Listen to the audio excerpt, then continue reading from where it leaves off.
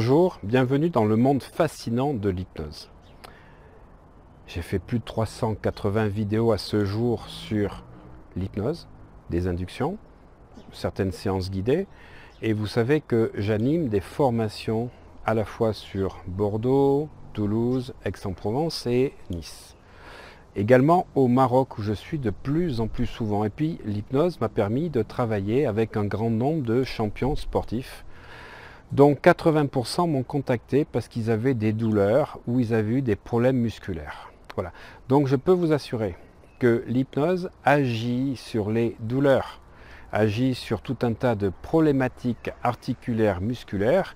J'ai formé pour cela un grand nombre de médecins et également de kinés, des gens qui encadrent dans des clubs, qui encadrent donc aussi bien sur Toulouse, sur Agen, ou qui encadrent dans les fédérations, puisque j'ai formé mon ami Stéphane Pancrofi, qui est le kiné officiel de l'équipe de France de VTT, qui est venu se former donc il y a 2 ans avec moi.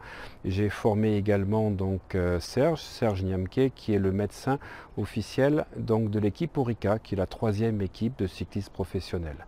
Donc j'ai pu, grâce à un grand nombre de champions sportifs, dernièrement la championne d'Espagne, espagnole, qui vient de gagner en VTT, qui avait des douleurs et qui ne pouvait pas tenir donc les guidons, les manettes de son vélo pour faire du VTT descente, où vous descendez des montagnes de 2500-3000 mètres à fond. Donc si vous avez la douleur, vous ne pouvez pas serrer et vous pouvez partir à tout moment. Elle est devenue championne d'Espagne et nous avons traité la douleur grâce à l'hypnose. Ensuite, j'ai eu tout un tas de champions dont je ne parlerai même plus tellement vous avez pu voir un certain nombre de vidéos ou de témoignages, dont le plus célèbre, et j'en parle dans mon livre, Explosez vos résultats grâce à l'hypnose, c'est Sandrine Martinet qui s'était blessée donc en avril 2016 et dont les Jeux Olympiques disparaissaient, elle ne pouvait pas être prête selon le corps médical à temps.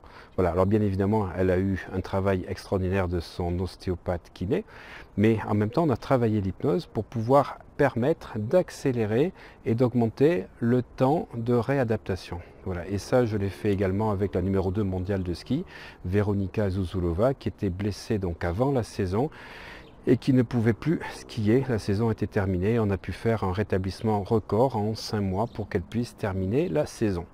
Voilà, donc tout ceci, l'hypnose aujourd'hui, j'ai des résultats très particuliers, spécifiques avec les champions sportifs. Si je me suis battu depuis 5 ans et demi, quand je dis je me suis battu, c'est par rapport des fois à des encadrants qui ne voulaient pas entendre parler d'hypnose, par rapport aux sportifs avec lesquels ils travaillaient. Si j'ai couru dans tous les coins de France, du Maroc ou de Suisse pour aller ou d'Espagne pour pouvoir faire des séances d'hypnose, c'est pour montrer à quel point l'hypnose, ce n'est pas du charlatanisme et il y a des résultats, il y a de l'efficacité. Et comme je le disais, 80% des sportifs, quand ils me consultaient auparavant, c'était par rapport à des douleurs, des blessures et des problèmes qui faisaient que leur saison était finie.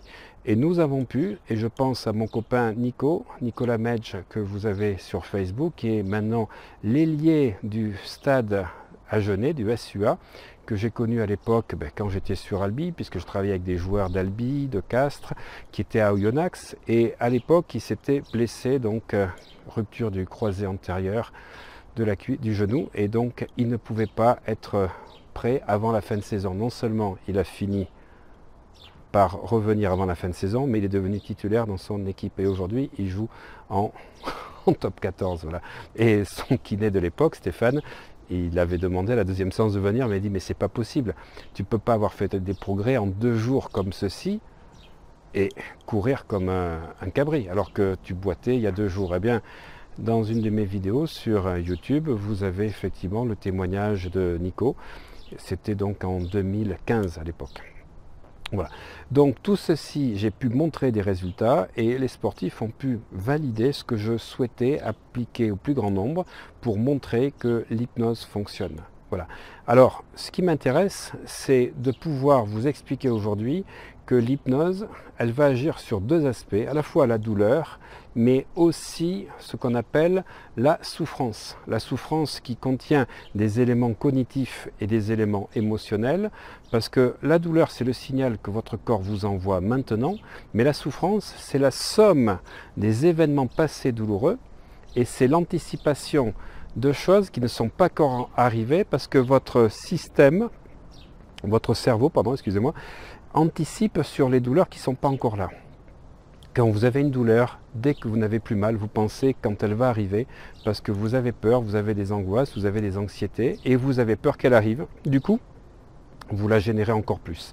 Eh bien, la souffrance, c'est tout cet aspect cognitif et émotionnel autour de ce signal douloureux. Et dans une formation en ligne que j'ai créée spécialement pour le plus grand nombre, parce que je sais que vous êtes nombreux à souffrir de douleur, j'agis sur ces différents aspects. Je vais vous accompagner sur plus d'une dizaine de vidéos, donc avec à la fois des explications très claires et scientifiques comme je le fais tout le temps, et ensuite avec des protocoles où je vais vous guider pour vous permettre de vous libérer de toutes les douleurs que vous pourriez avoir, qu'elles soient aiguës ou chroniques. A très bientôt, cliquez sur le lien pour en savoir plus. Merci.